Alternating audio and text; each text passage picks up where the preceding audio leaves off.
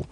C'est ce mardi 9 août qu'arrive à Kinshasa le secrétaire d'État américain Anthony Blinken. Plusieurs attentes sont donc exprimées à l'occasion de cette visite. Pour l'ancien vice-ministre des Affaires étrangères, Alain Lubamba, le patron de la diplomatie américaine devrait chercher à remettre la diplomatie américaine au cœur du processus du règlement de la crise dans la région des Grands Lacs. Alain Lubamba est au micro de Gino Rema Bureau de Charisma. L'enjeu du voyage du secrétaire d'État Anthony serait, à mon sens, de remettre la diplomatie américaine au cœur du processus du règlement de la crise dans la région de Grands Lacs. Cet engagement devrait se traduire par les pressions américaines contre Kigali. 1. Pour retirer définitivement ses troupes du sol congolais. 2. En prenant des mesures contre toute personne et entreprise impliquée dans la déstabilisation de la RDC. 3. À l'instar de l'Ukraine, mobiliser la communauté internationale pour l'aide économique à la RDC afin de faire face aux conséquences immenses provoquées par l'aventure meurtrière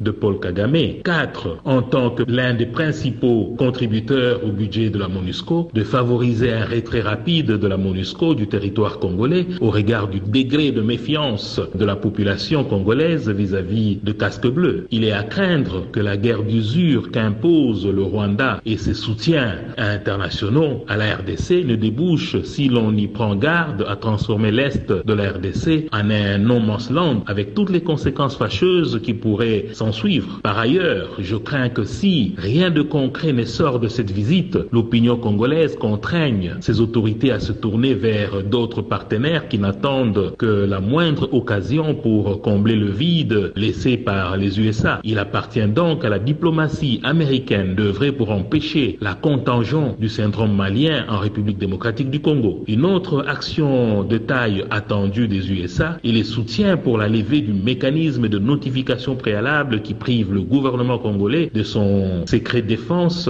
et la célérité dans son effort de la montée en puissance des FARDC. Alain Lubamba, ancien vice-ministre des Affaires